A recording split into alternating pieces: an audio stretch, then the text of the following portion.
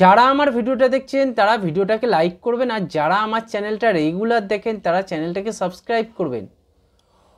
মোহামেডানের home ground পরের বছর আইএসএলে কোনটা হতে পারে?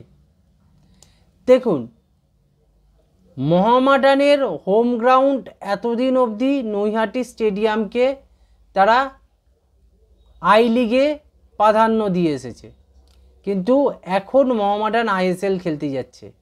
কিন্তু আইএসএলে মোহনবাগান আর ইস্টবেঙ্গল তাদের হোম গ্রাউন্ড শেয়ার করে কিন্তু সল্টলেক স্টেডিয়াম। মোহামেডানও করতে পারে তাদের হোম গ্রাউন্ড সল্টলেক স্টেডিয়ামকে, কিন্তু একসঙ্গে তিনটে টিম যদি একটা মাঠকে ইউজ করে তাহলে মাঠের একটা ওপর যেমন এফেক্ট পড়বে, তার থেকেও এফেক্ট বাজে পড়ে কি না প্র্যাকটিসের সময়, প্র্যাকটিসের টাইমিং। মাঝে মাঝেই আমরা দেখে থাকি যে মোহামেডানের প্র্যাকটিসের সময় ইস্টবেঙ্গলের প্র্যাকটিস পড়েছে, বা মোহামেডানের প্র্যাকটিসের সময় মোহনবাগানের প্র্যাকটিস পড়েছে। এই জিনিসগুলো কিন্তু দেখা যায়। তাই একটা হোম গ্রাউন্ড যদি তিনটে টিমের হয়ে যায় তখন এটা আরও বড়োভাবে দেখা দেবে। আর তখন মনে রাখবেন এরা কিন্তু তিনটেই একই লিগের টিম। আমার বন্ধুর থেকে আমার মনে হয় এরা পরস্পরের শত্রু বেশি থাকবে, কেননা সব সময় চাইবে যে আমরা এই তিনটে টিমের মধ্যে ওপরের দিকে থাকি, সবার ওপরে আমরা থাকি।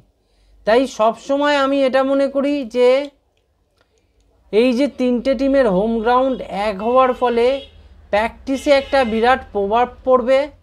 এই প্রভাবটা কিন্তু প্রত্যেকটা টিমের একটা মনোবলের ওপরেও পড়বে, কেননা সবসময় দেখবেন যে মোহনবাগানের সময় মোহামেডানের পড়েছে, বা মোহামেডানের সময় মোহনবাগানের প্র্যাকটিস পড়েছে। এই জিনিসটা যখনই হবে দেখবেন বাক বিতণ্ডা হচ্ছে, ক্লাব কর্মকর্তারা এগিয়ে এসেছে, না ওদের প্র্যাকটিসের সময় আমাদের প্র্যাকটিস কেন দিয়েছেন, আমাদের প্র্যাকটিসের সময় ওদের প্র্যাকটিস কেন দিয়েছেন। এই যে তর্কতর্কি জিনিসটা, এটা একটা ফুটবলের মাঠে ভালো লাগে, কিন্তু মাঠের বাইরে এই জিনিসটা কিন্তু ভালো লাগে না। তাই বলবো যে যদি মোহামেডান নিজেদের হোম গ্রাউন্ড সল্টলেক স্টেডিয়ামকে রাখে কোনো আপত্তি নেই, কিন্তু টাইমিংটা যেন প্রত্যেকটা টিমের আলাদা আলাদা থাকে। প্র্যাকটিস টাইমিংয়ের মধ্যে যেন এরকম না হয় যে মোহনবাগানের একই টাইমে প্র্যাকটিস, মোহামেডানেরও একই টাইমের প্র্যাকটিস, ইস্টবেঙ্গলেরও একই টাইমের প্র্যাকটিস, এরকম ঘটনা যেন না ঘটে। তাই আমি এই জিনিসটার ওপর বিশেষ জোর দেবো, কেননা সল্টলেক স্টেডিয়াম একটা বিশ্বমানের স্টেডিয়াম, যেখানে 85,000-এর মতো লোক গ্রাউন্ডে থাকে। সেই ধরনের স্টেডিয়ামকে কেউ ছেড়ে দিতে চায় না। তাই মোহামেডানের হোম গ্রাউন্ড যদি সল্টলেক স্টেডিয়াম হয়, সেটা মোহামেডান টিম এবং মোহামেডান সমর্থকদের জন্য কিন্তু ভালোই হবে, কেননা তারা একটা বড় গ্রাউন্ডে যেমন প্র্যাকটিস করতে পারবে, ঠিক একটা বড় স্টেডিয়ামে যখন ম্যাচ হবে তখন দর্শক কিন্তু অনেক ঢোকানো যাবে এবং অনেককে টিকিট দেওয়া যাবে, যাতে প্রচুর পরিমাণে দর্শক ওই ম্যাচটা দেখতে পায়। এই সব দিকগুলো কিন্তু একটা পজিটিভ দিক আছে সল্টলেক স্টেডিয়ামের।